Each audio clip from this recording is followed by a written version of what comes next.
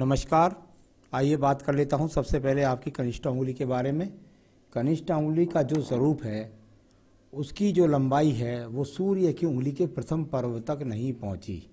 यानी कुल मिलाकर के इस उंगली की लंबाई जब यहाँ सूर्य की उंगली के प्रथम पर्व तक नहीं पहुँचती तो ऐसे व्यक्ति के जीवन में प्रत्येक स्थान पर अप डाउन का सामना करना पड़ता है। यानी व्यक्ति के जीवन के अंदर जीवन की जो खुशियाँ होती हैं वो व्यक्ति को देर से मिलती हैं, संघर्ष करके मिलती हैं। ऐसा इन उंगलियों का फल है। अप डाउन का सामना जीवन में अवश्य होता है। यहाँ बात करता हूँ आपके बुध के दूसरे पर्व के बारे में। उसके ऊपर एक बहुत मोटी कट के रूप में एक रेखा भी है। ये वो चीज़ है जिसके द्वारा आप दूसरे व्यक्ति को अपनी व्यावहारिक स्थिति से संतुष्ट न कर पाएँ। यानी कार्य क्षेत्र में जहाँ जाएं वहाँ पर या तो ऐसा व्यक्ति खुल कर के बात कह देता, सच्ची बात कह देता, तो उसको लोग बर्दाश्त नहीं करते हैं। अगर ऐसा नहीं होता तो व्यक्ति बहुत कड़वा होता है। यानी सामने सच बोल देता है, उसको लोग बर्दाश्त नहीं करते हैं, या मन से ही सचमुच में ही कड़वा होता है। कुछ ना कुछ होता है जिसके कारण से उसको समाज के अंदर एडजस्ट होने में थोड़ी सी स्थिति में परेशानी पड़ती है। जहाँ तक बुढ़ापे का सवाल है, बुढ़ापे में जाके याददाश्त थोड़ा सा कम साथ देगी। आइए बात करता हूँ मैं यहाँ पर आपकी सूर्य की उंगली के बारे में।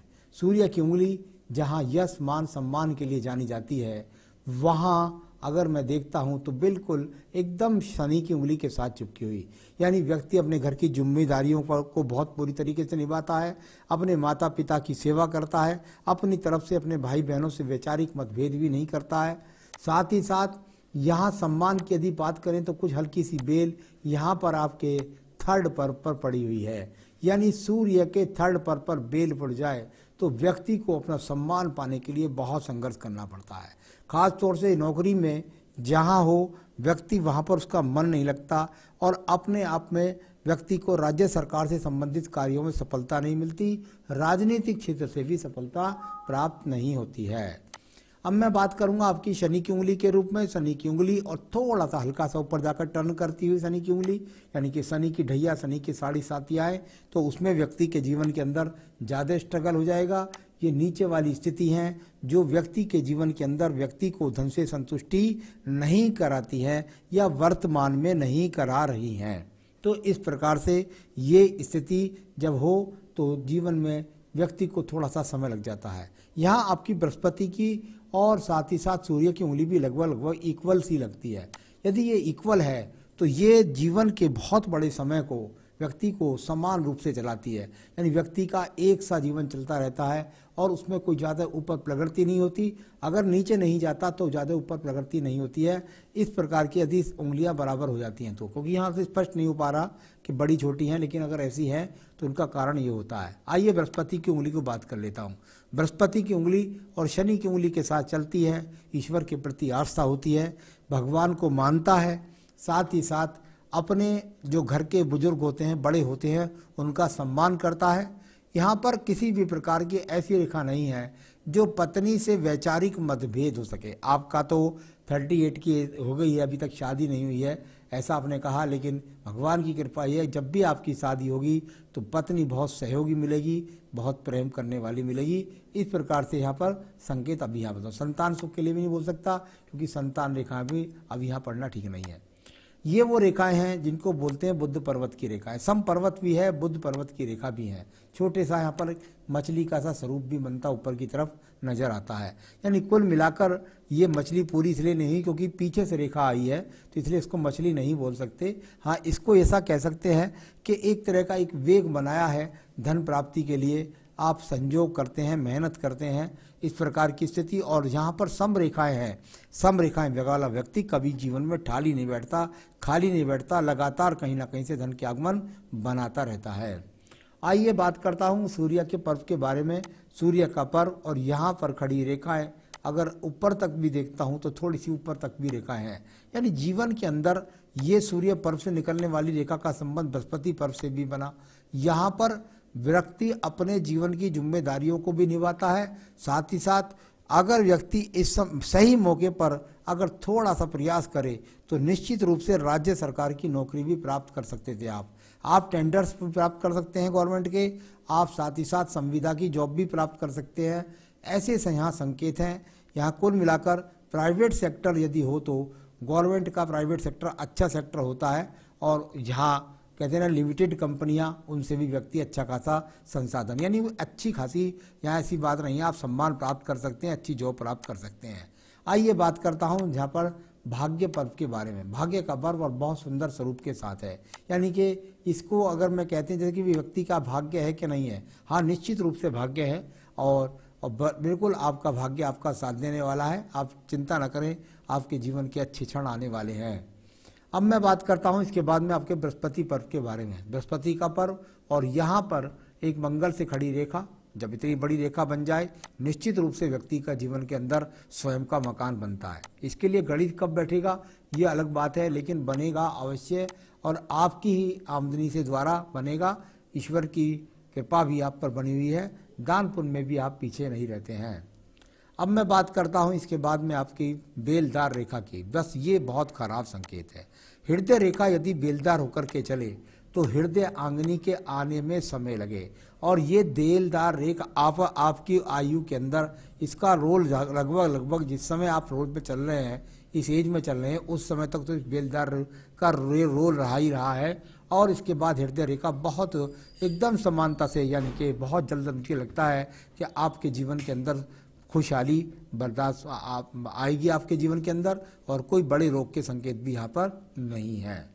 अब मैं बात करता हूँ इसके बाद आपके मंगल पर्व के बारे में।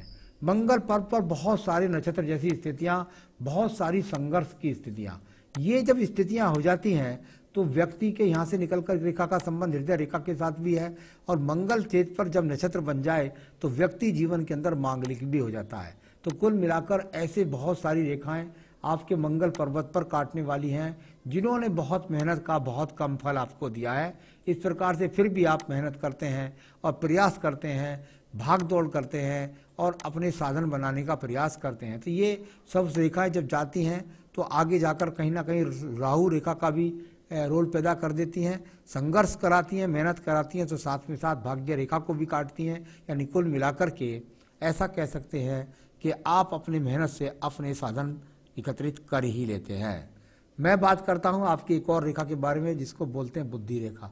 बुद्धि रेखा पूरे हाथ को पार करके मंगल के द्वितीय पर्व तक पहुंच जाए।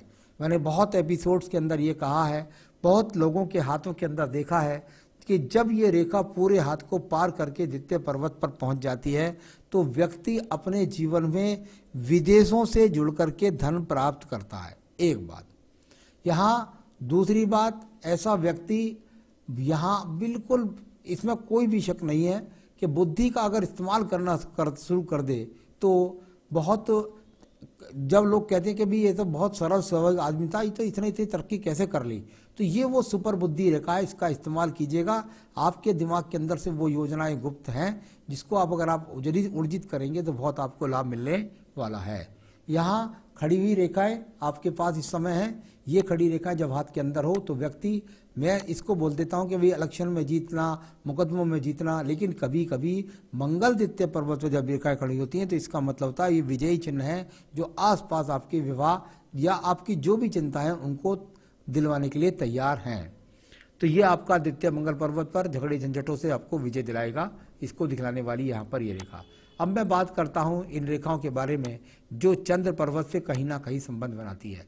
यहाँ रेखा थोड़ी सी आगे जाकर के कुछ टुकड़े में टूटी हुई है, यानी व्यक्ति के दिमाग के अंदर ऐसी योजना हो सकती है जिससे वो विदेश से जुड़ना भी चाहता हो।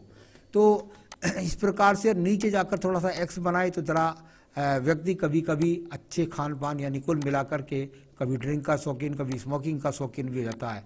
केतु पर्वत जब ज़्यादा पीड़ित हो तो व्यक्ति अपने जीवन के अंदर बहुत सारी बाधाओं से गुजरता है। यहाँ आसानी से आपके जीवन के अंदर सब कुछ, यात्रा पर जाते हैं, कहीं जाने की सोचते हैं, सब जगह ये केतु पर्वत से अड़चने आ रही हैं। चरित्र के प्रति सावधानी, प्रेम संबंधों में खराबी, ऐसे संकेत भी इनसे माने जाते हैं। यहाँ पर एक रेखा है जो आयु रेखा से निकलती है, इसको हम बोल देते हैं कि भाई व्यापारिक रेखा, लेकिन व्यापारिक रेखा के साथ साथ में एक और रेखा भी है, इसको मेधावी रेखा भी कहते हैं।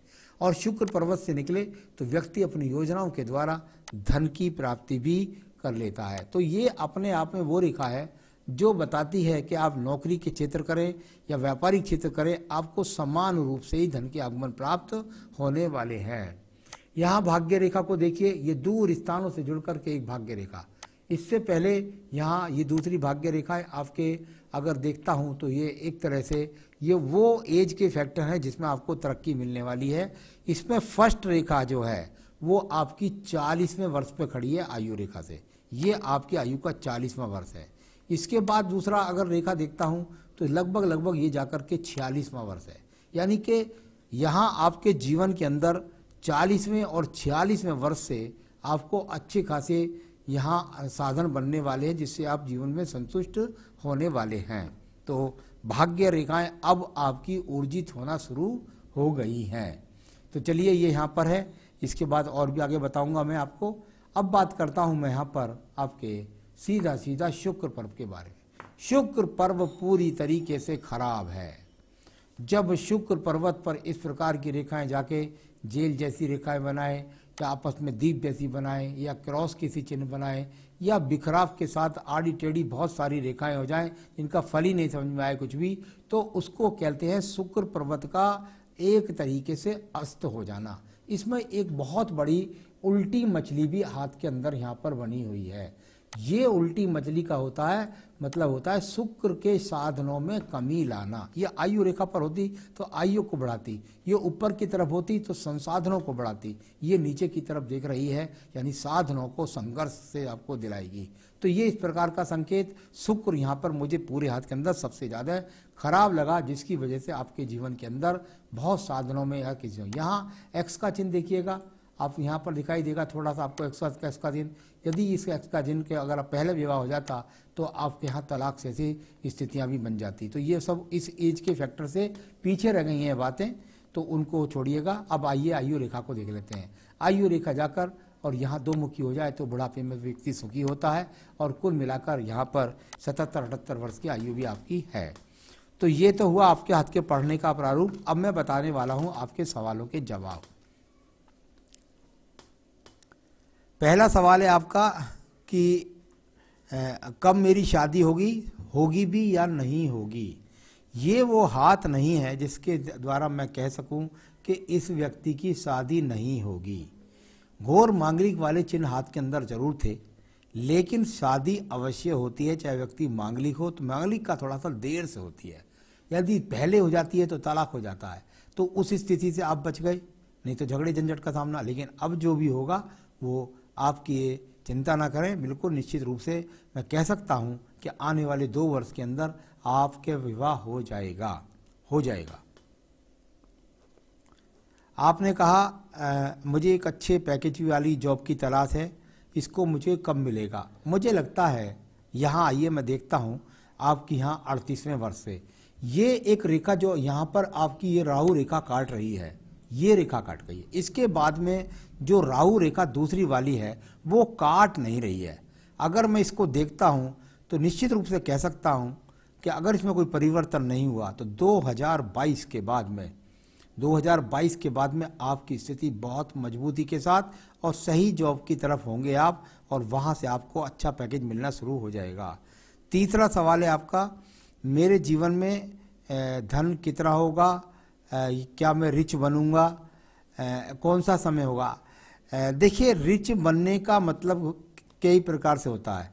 रिच की कोई वो नहीं है कि इसका कोई विशेषण हो। विशेष प्रकार से आदमी जहाँ से संतुष्ट हो जाए अपने जीवन के अंदर और उसको आवश्यकता उसकी पूरी होने लगे और उसका धन उसके काम आने लगे, तो उसको जीवन का आनंद देने लगे, तो वहीं से मैं रिच की शुरुआत मानता हूँ। एक बात मैं पक्की रूप से कह सकता हूं कि आपके आने वाले समय में आप निरंतर रूप से प्रगति से आगे बढ़ते जाएंगे, धन आपका बढ़ता जाएगा। तो ये 2022 के बाद होगा, अभी आपको साल भर और सहना करना पड़ेगा। Will I make my property if yes then when. चलिए आपने इतना बड़ा सवाल पूछ लिया, एक बहुत सुंदर सा संकेत आपके हाथ के अंदर बना हुआ है और वो संकेत ये वाला ट्रायंगल है। इस ट्रायंगल को यदि मैं देखता हूँ तो ये चूकने वाला नहीं है, यानी कि मैं समझता हूँ अभी इसमें लगभग आपके जीवन में अभी 8 साल और लगभग 2028 के आसपास में आपको जीवन की 28-29 में आप अपने जीवन में अपना मकान, अपनी प्रॉपर्टी खरीद सकेंगे। तो ये आपका सवाल का मैंने जवाब दे दिए हैं। और अब मैं ज़रूर बताऊंगा आपको कुछ ऐसे उपाय। देखिए, शुक्र आपका जीवन यहाँ पर अस्त है, प्रॉब्लम यहाँ पर शुक्र की है। बृहस्पति आपका रोल दे रहे हैं, लेकिन शुक्र आपको इन्वॉल्वमेंट नहीं कर रहा है। कुछ ना कुछ कभी ना कभी क्या होता है, कोई व्यक्ति अपने आप से कोई संकल्प ले लेता है कि मैं ये काम हो गया तो वो कर दूंगा और माता रानी का जागरण करा दूंगा या माता की यात्रा करूंगा या किसी तीर्थ यात्रा पे माता की पे कुछ अशुभ कार्य कर आता है, उसके कारण से व्यक्ति को ये दोष लग जाते हैं। इसको दूर करने का मैं तरीका बताता हूँ, बस उसको कर लीजिएगा, बहुत जल्दी आपका विवाह हो जाएगा और बाधा मिट जाएगी। जहाँ पर आपको एक बेहतरीन सा फायर ओपल पहनना होगा। शुक्र का ये तन होता है और इसके विवाह बहुत जल्दी होते हैं और वैवाहिक जीवन सुखी रहता है और धन के आगमन बहुत तेज़ी से बढ़ते हैं। तो एक फायर ओपल आप यहाँ से पहन लीजिए, मुझसे मंगा लीजिएगा, मैं आपको बिल्कुल एकदम सर्टिफाइड जो है आपको भेज दूंगा, सर्टिफाइड। और जो है पहनिएगा इस उंगली के अंतर्गत, आप कहेंगे तो मैं दिखला दूंगा आपको। तो ये यहाँ पर पहन ली, आपको सर्टिफाइड ओपल पहनना है, फायर ओपल आपका रतन बनता है। और दूसरा, आपको देवी की पूजा करनी पड़ेगी। देवी की पूजा में आप को रोजाना जो भी आप दुर्गा चालीसा पढ़ें या कुछ भी पढ़ें, कोई देवी की पूजा नित्य करें। साथ ही साथ प्रत्येक शुक्रवार को आपको किसी भी देवी के मंदिर में सुबह को जाना होगा, या किसी मंदिर में कोई दुर्गा जी की पूजा या वैष्णो माता की कोई मूर्ति लग रही हो, वहाँ जाइएगा। और उस मंदिर में जब जाएं तो घर से कभी चावल ले गए अपनी इच्छा अनुसार, चाहे आप कितने भी ले जाएं, उसकी कोई मात्रा नहीं है। आप 250 ग्राम ले जाएं, 100 ग्राम ले जाएं, 1 किलो ले जाएं, चीनी ले जाएं या बूरा ले जाएं। साथ ही साथ कोई भी सफ़ेद बर्फ़ी का भोग ले जाएं। तो जब जब शुक्रवार को जाएं तो इस तरह का आप लेते जाएं और पुजारी को दे दें या माता के रानी के चरणों में रख करके आ जाएं, प्रणाम करके, और उनसे कहें कि माता रानी मेरा वैवाहिक जीवन बनाइए, मेरे पर कृपा कीजिए, मेरी भूलों को क्षमा कीजिए, ऐसा कहिए। साथ ही साथ यदि और एक बढ़िया काम कर सकें, किसी भी शुक्रवार को माता रानी पर उनको पंडित जी से पूछ लीजिए, उनके वस्त्र हैं, जो उनका श्रृंगार का सामान है वो दे आइएगा, उनको पहनाइएगा, फिर देखिए आपका काम कितनी जल्दी होता है। दूसरा, मांगलिक है, इसलिए हनुमान जी की पूजा, हनुमान अष्टक भी पढ़िए रोजाना अपनी पूजा में, आपके सभी कार्य पूरे हो जाएंगे, ये मुझे पूर्ण विश्वास है। नमस्कार।